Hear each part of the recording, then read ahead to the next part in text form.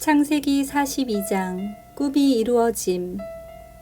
야곱이 이집트에 곡식이 있다는 이야기를 듣고 자기 아들들에게 말했습니다. 왜 가만히 앉아서 서로 얼굴만 쳐다보고 있느냐? 듣자 하니 이집트에는 곡식이 있다고 한다.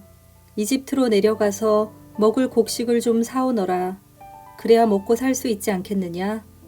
그리하여 요셉의 형 10명이 곡식을 사려고 이집트로 내려갔습니다. 하지만 야곱은 요셉의 동생 베냐민은 형들과 함께 보내지 않았습니다. 야곱은 베냐민에게 좋지 않은 일이 일어날까봐 두려워했습니다. 가나안 땅에도 가뭄이 들었기 때문에 이스라엘이라고도 부르는 야곱의 아들들은 곡식을 사기 위해 다른 많은 사람들과 함께 이집트로 내려갔습니다. 그때 요셉은 이집트의 총리였습니다. 요셉은 곡식을 사러 오는 사람들에게 곡식을 팔고 있었습니다.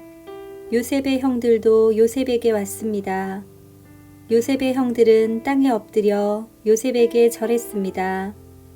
요셉은 그들을 보자마자 그들이 자기의 형들이라는 것을 알았습니다. 그러나 요셉은 모르는 채 하였습니다. 요셉이 쌀쌀한 말투로 물어보았습니다. 너희들은 어디에서 왔느냐? 형들이 대답했습니다. 우리는 가나안 땅에서 먹을 것을 사려고 왔습니다. 요셉은 형들이 자기 형들이라는 것을 알았지만 그들은 요셉을 알아보지 못했습니다. 요셉은 형들이 자기에게 절하는 꿈을 꾼 것이 생각났습니다. 요셉이 형들에게 말했습니다. 너희들은 정탐꾼이다. 너희들은 이 나라의 약점을 알아내려고 왔다. 그러자 요셉의 형들이 요셉에게 말했습니다. 네 주여, 그렇지 않습니다. 당신의 종인 우리는 먹을 것을 사러 왔을 뿐입니다. 우리는 모두 한 아버지의 아들입니다. 우리는 정탐꾼이 아닙니다. 우리는 정직한 사람입니다. 그러자 요셉이 그들에게 말했습니다. 아니다. 너희들은 이 나라의 약점을 알아내려고 왔다. 그들이 말했습니다. 우리는 12형제 중 10명입니다. 우리는 한 아버지의 아들입니다. 우리는 가나안 땅에 살고 있습니다. 우리의 막내 동생은 지금 그곳에 우리 아버지와 함께 있습니다. 그리고 우리의 다른 동생은 없어졌습니다. 요셉이 그들에게 말했습니다. 내 말이 틀림없다. 너희는 정탐꾼이다. 그러나 너희들 말이 거짓말이 아니라는 것을 증명할 기회를 주겠다. 살아계신 파라오께 맹세하지만 너희의 막내 동생이 여기에 오기 전까지 너희는 이곳을 떠나지 못한다. 너희들 중 한 명이 가서 너희 동생을 데리고 오너라. 나머지는 여기 감옥에 갇혀 있어야 한다. 너희의 말이 옳은지 두고 봐야겠다. 만약 너희가 거짓말을 하는 것이라면 살아계신 파라오를 두고 맹세하지만 너희는 정탐꾼이다. 그리고 나서 요셉은 그들 모두를 3일 동안 감옥에 넣어두었습니다. 3일째 되는 날 요셉이 그들에게 말했습니다. 나는 하나님을 두려워하는 사람이다. 내 말대로 하면 너희를 살려주겠다. 만약 너희가 정직한 사람이라면 너희 중 한 사람만 여기 감옥에 남아있어라. 그리고 나머지 사람들은 곡식을 가지고 돌아가서 너희의 굶주린 식구들에게 먹을 것을 주어라. 그리고 나서 너희의 막내 동생을 데리고 오너라.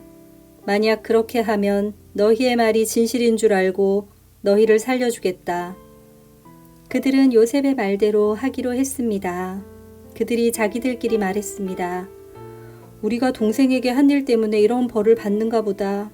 우리는 동생이 고통을 당하면서 우리에게 살려달라고 애원하는 것을 보면서도 동생의 말을 듣지 않았다.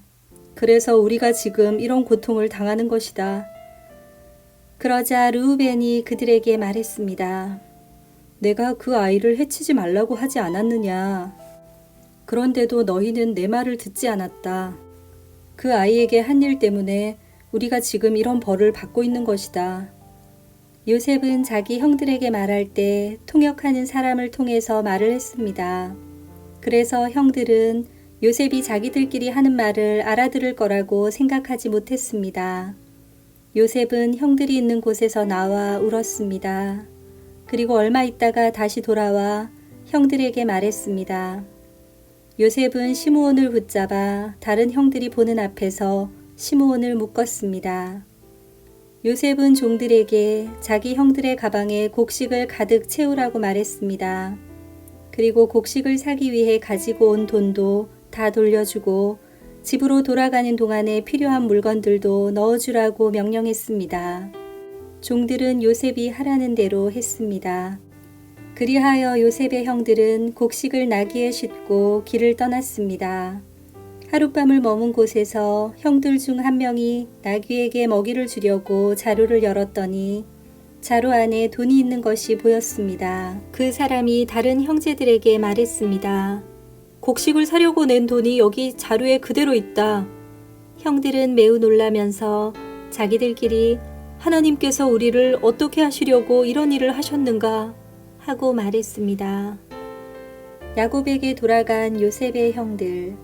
형들이 가나안 땅에 있던 자기 아버지 야곱에게 돌아갔습니다. 그들은 지금까지 일어난 일을 모두 야곱에게 이야기해 주었습니다. 그 땅의 주인이 우리에게 엄하게 말했습니다. 그 사람이 우리가 자기네 나라를 정탐하러 온 줄로 알길래 우리는 정탐꾼이 아니라 정직한 사람이라고 말했습니다. 우리는 한 아버지의 아들들로서 12형제 중에서 10명이라고 말해 주었습니다. 12형제 중 한 명은 없어졌고 막내 동생은 아버지와 함께 가나안 땅에 있다는 이야기도 했습니다. 그러자 그 땅의 주인이 우리에게 말했습니다. 너희가 정직한 사람이라는 것을 증명하려면 이렇게 하여라. 너희 중 한 명은 여기에 남아라. 그리고 나머지는 곡식을 가지고 너희의 굶주린 식구들에게 돌아가거라. 그리고 너희의 막내 동생을 이리로 데려오너라. 그래야 너희가 정탐꾼이 아니라 정직한 사람이라는 것을 알고 너희가 남겨두고 간 너희 형제를 돌려주겠다. 또한 너희는 우리 땅에서 자유롭게 다닐 수도 있을 것이다. 이 말을 하고 나서 요셉의 형들은 자루를 비웠습니다. 그랬더니 자루마다 돈이 그대로 들어 있었습니다. 그들과 그들의 아버지는 그것을 보고 두려워했습니다. 아버지 야곱이 말했습니다. 너희는 내 자식들을 다 빼앗아갔다. 요셉도 없어졌고 시므온도 없어졌다. 그런데 이제는 베냐민마저 데려가려고 하는구나. 어떻게 이런 일들이 일어날 수 있느냐. 그러자 르우벤이 아버지에게 말했습니다. 제가 만약 베냐민을 아버지께 다시 데리고 오지 못한다면 제 두 아들을 죽이셔도 좋습니다. 베냐민을 저에게 맡겨주십시오. 아버지께 다시 데리고 오겠습니다. 그러나 야곱이 말했습니다. 베냐민을 너희와 함께 보낼 수 없다. 베냐민의 형은 죽었다. 이제 베냐민은 내 아내 라헬이 남긴 마지막 아들이다. 베냐민이 이집트로 가는 동안 어떤 끔찍한 일이 일어날지 모른다.